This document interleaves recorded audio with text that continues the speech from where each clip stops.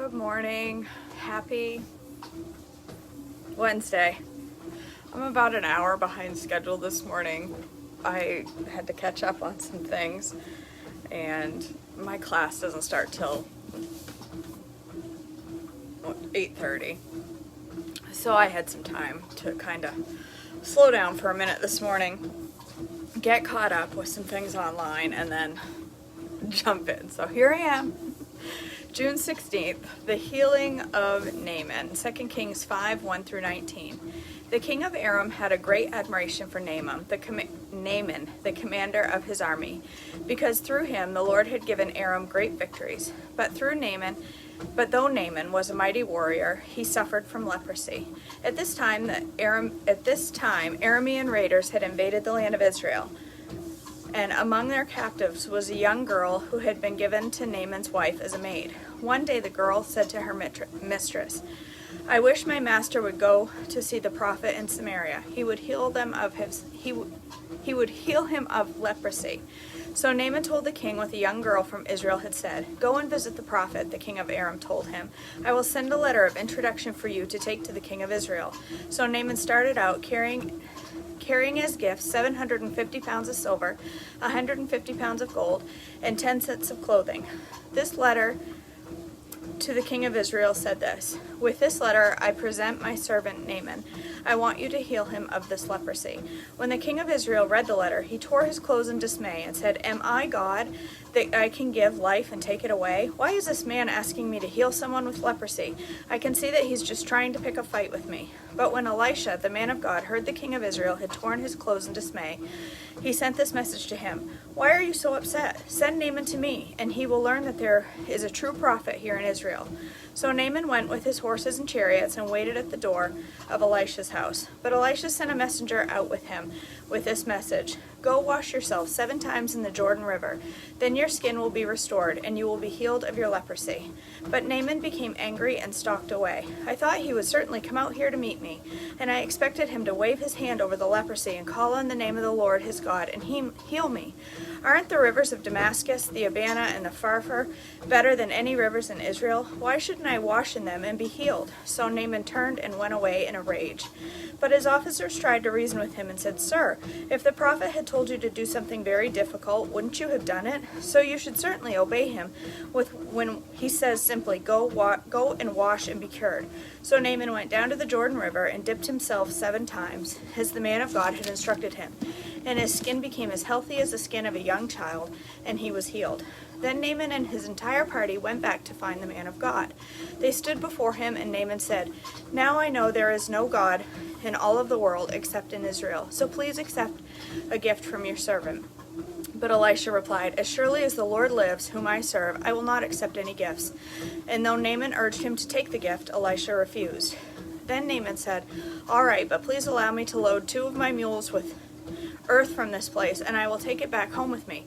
From now on, I will never again offer burnt offerings or sacrifices to any other god except the Lord. However, may the Lord pardon me in this one thing. When my master, the king, goes into the temple of the god of Rimmon to worship there and leans on my arm, may the Lord pardon me when I bow too." "Go in peace," Elisha said.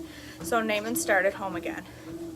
The greed of Gehazi, 2 Kings 5, 20 through 27. But Gehazi, the servant of Elisha, the man of God, said to himself, "My master should not have let this Aramean get away without accepting any of his gifts. As surely as the Lord lives, I will chase after him and get something from him." So Gehazi set off after Naaman. When Naaman saw Gehazi running after him, he climbed down from his chariot and went to meet him. "Is everything all right?" Naaman asked. "Yes," Gehazi said, "but my master has sent me to tell you that 2 young prophets from the hill country of Ephraim have just arrived. He would like 75 pounds of silver and 2 sets of clothing to give them." "By all means, take twice as much silver," Naaman insisted. He gave him 2 sets of clothing, tied up the money in 2 bags, and sent 2 of his servants to carry the gifts for Gehazi. But when they arrived at the citadel, Gehazi took the gifts from the servants and sent the men back. Then he went to hide the gifts inside the house. But when When he went into his master, Elisha asked him, "Where have you been, Gehazi?" "I haven't been anywhere," he replied. But Elisha asked him, "Don't you realize that I was there in spirit when Naaman stepped down from his chariot to meet you? Is this the time to receive money and clothing, olive groves and vineyards, sheep and cattle, male and female servants? Because you have done this, you and your descendants will suffer from Naaman's leprosy forever." When Gehazi left the room, he was covered with leprosy. His skin was as white as snow. The floating axe head, 2 Kings 6, 1-7. One day, the group of prophets came to Elisha and told him, "As you can see, this place where we meet with you is too small. Let's go down to the Jordan River, where there are plenty of logs. There we can build a new place for us to meet." "All right," he told them, "go ahead." "Please come with us," someone suggested. "I will," he said. So he went with them. When they arrived at the Jordan, they began cutting down trees, but as one of them was cutting a tree, his axe head fell into the river. "Oh, sir," he cried, "it was a borrowed axe." "Where did it fall?" the man of God asked. Then he showed him the place. Elisha cut a stick and threw it into the water at that spot. Then the axe head floated to the surface. "Grab it," Elisha said. The man reached out and grabbed it. Elisha traps the Arameans. 2 Kings 6, 8-23. When the king of Aram was at war with Israel, he would confer with his officers and say, "We will mobilize our forces at such and such a place." But immediately Elisha, the man of God, would warn the king of Israel, "Do not go near that place, for the Arameans are planning to mobilize their troops there." So the king of Israel would send a word to the place indicated by the man of God. Time and again, Elisha warned the king, so that he would be on the alert there. The king of Aram became so upset over this, he called his officers together and demanded, "Which of you is the traitor? Who has been informing the king of Israel of my plans?" "It is not us, my lord the king." One of the officers replied, "Elisha, the prophet in Israel, tells the king of Israel even the words you speak in the privacy of your bedroom." "Go and find out where he is," the king commanded, "so I can send troops to seize him." And the report came back, "Elisha is at Dothan." So one night the king of Aram sent a great army with many chariots and horses to surround the city. When the servant of the man of God got up early the next morning and went outside, there were troops, horses, and chariots everywhere. "Oh, sir, what will we do now?" the young man cried to Elisha. "Don't be afraid," Elisha told him, "for there are far more on our side than theirs." Then Elisha prayed, "O Lord, open his eyes and let him see." The Lord opened the young man's eyes, and when he looked up, he saw the hillside around Elisha was filled with horses and chariots of fire. As the Aramean army advanced toward him, Elisha prayed, "O Lord, please make them blind." So the Lord struck them with blindness, as Elisha had asked. Then Elisha went out and told them, "You have come the wrong way. This isn't the right city. Follow me, and I will take you to the man you are looking for." And he led them into the city of Samaria. As soon as they had entered Samaria, Elisha prayed, "O Lord, now open their eyes and let them see." So the Lord opened their eyes, and they discovered that they were in the middle of Samaria. When the king of Israel saw them, he shouted to Elisha, "My father, should I kill them? Should I kill them?" "Of course not," Elisha replied. "Do we kill prisoners of war? Give them food and drink, and send them home again to their master." So the king made a great feast for them and sent them home to their master. After that, the Aramean raiders stayed away from the land of Israel. Ben-Hadad besieges Samaria, 2 Kings 6, 24-7-2. Sometime later, however, King Ben-Hadad of Aram mustered his entire army and besieged Samaria. As a result, there was a great famine in the city. The siege lasted so long that a donkey's head sold for 80 pieces of silver, and a cup of dove's dung sold for 5 pieces of silver. One day, as the king of Israel was walking along the wall of the city, a woman called to him, "Please help me, my lord the king." He answered, "If the Lord doesn't help you, what can I do? I have neither food from the threshing floor nor wine from the press to give you." But then the king asked, "What is the matter?" She replied, "This woman said to me, 'Come, let's eat your son today, then we will eat my son tomorrow.' So we cooked my son and ate him. Then the next day I said to her, 'Kill your son so we can eat him,' but she had hidden her son." When the king heard this, he tore his clothes in despair. And as the king walked along the wall, the people could see that he was wearing burlap under his robe next to his skin. "May God strike me and even kill me if I don't separate Elisha's head from his shoulders this very day," the king vowed. Elisha was sitting in the house with elders of Israel when the king sent a messenger to summon him. But before the messenger arrived, Elisha said to the elders, "A murderer has sent a man to cut off my head. When he arrives, shut the door and keep him out." We will soon hear his master's steps following him." While Elisha was saying this, the messengers arrived and the king said, "All this misery is from the Lord. Why should I wait for the Lord any longer?" Elisha replied, "Listen to this message from the Lord. This is what the Lord says. By this time tomorrow in the markets of Samaria, 6 quarts of choice flour will only cost 1 piece of silver, and 12 quarts of barley grain will only cost 1 piece of silver." The officer assisting the king said to the man of God, "That couldn't happen even if the Lord opened the windows of heaven." But Elisha replied, "You will see it happen with your own eyes, but you won't be able to eat any of it." Outcasts visit the enemy camp. 2 Kings 7, 3-11. Now there were 4 men with leprosy sitting at the entrance of the city gates. "Why should we just sit here waiting to die?" they asked each other. "We will starve if we stay here, but with the famine in the city, we will starve if we go back there. So we might as well go out and surrender to the Aramean army. If they let us live, so much the better, but if they kill us, we would have died anyway." So at twilight they set out for the camp of the Arameans. But when they came to the edge of the camp, no one was there, for the Lord had caused the Aramean army to hear the clatter of speeding chariots and galloping horses and the sounds of a great army approaching. "The king of Israel has hired the Hittites and Egyptians to attack us," they cried to one another. So they panicked and ran into the night, abandoning their tents, horses, donkeys, and everything else as they fled for their lives. When the men with leprosy arrived at the edge of the camp, they went into one tent after another, eating and drinking wine, and they carried off silver and gold and clothing and hid it. Finally, they said to each other, "This is not right. This is a day of good news, and we aren't sharing it with anyone. If we wait until morning, some calamity will certainly fall upon us. Come on, let's go back and tell the people at the palace."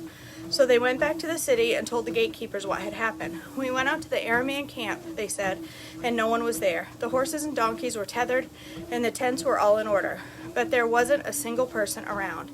Then the gatekeepers shouted the news to the people in the palace. Israel plunders the camp. 2 Kings 7, 12-20. The king got out of bed in the middle of the night and told his officers, "I know what has happened. The Arameans know we are starving, so they have left their camp and hidden it in the fields. They are expecting us to leave the city, then they will take us alive and capture the city." One of his officers replied, "We had better send out scouts to check into this. Let them take the 5 remaining horses. If something does happen to them, it will be no worse than if we had stayed here and died with the rest of us. If they had stayed here and died with the rest of us." So 2 chariot horses were prepared, and the king sent scouts to see what had happened to the Aramean army. They went all the way to the Jordan River, following the trail of clothing and equipment that the Arameans had thrown away in their mad rush to escape. The scouts returned and told the king about it. Then the people of Samaria rushed out and plundered the Aramean camp. So it was true that 6 quarts of choice flour were sold that day for 1 piece of silver, and 12 quarts of barley grain were sold for 1 piece of silver, just as the Lord had promised. The king appointed his officers to control the traffic at the gate, but he was knocked down and trampled to death as the people rushed out. So everything happened exactly as the man of God had predicted when the king came into the house. The man of God said to the king, "By this time tomorrow in the markets of Samaria, 6 quarts of choice flour will cost 1 piece of silver, and 12 quarts of barley grain will cost 1 piece of silver." The king's officers had replied, "That couldn't happen even if the Lord opened the windows of heaven." And the man of God said, "You will see it happen with your own eyes. You won't be able to eat any of it." And so it was, for the people trampled him to death at the gate. The woman from Shunem returns home. 2 Kings 8, 1-6. Elisha had told the woman whose son he had brought back to life, "Take your family and move to some other place, for the Lord has called for a famine on Israel that will last for 7 years." So the woman did as the man of God instructed.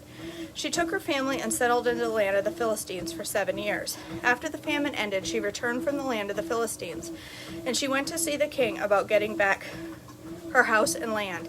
As she came in, the king was talking with Gehazi, the servant of the man of God. The king had just said, "Tell me some stories about the great things Elisha has done." And Gehazi was telling the king about the time Elisha had brought a boy back to life.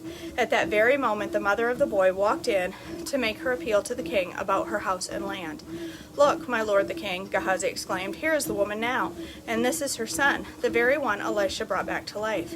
"Is this true?" the king asked her, and she told him the story. So he directed one of the officials to see that everything she had lost was restored to her, including the value of any crops that had been harvested during her absence.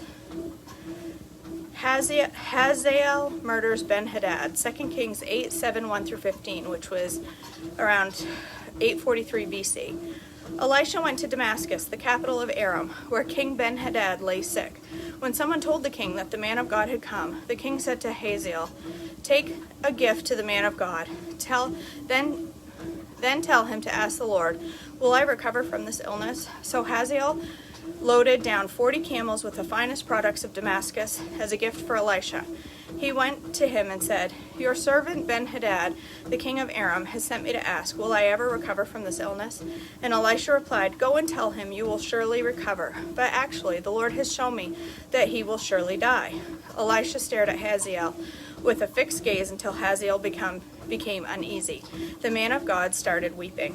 "What's the matter with you, my lord?" Hazael asked him. Elisha replied, "I know the terrible things you will do to the people of Israel. You will burn their fortified cities, kill their young men with the sword, dash their little children to the ground, and rip open their pregnant women."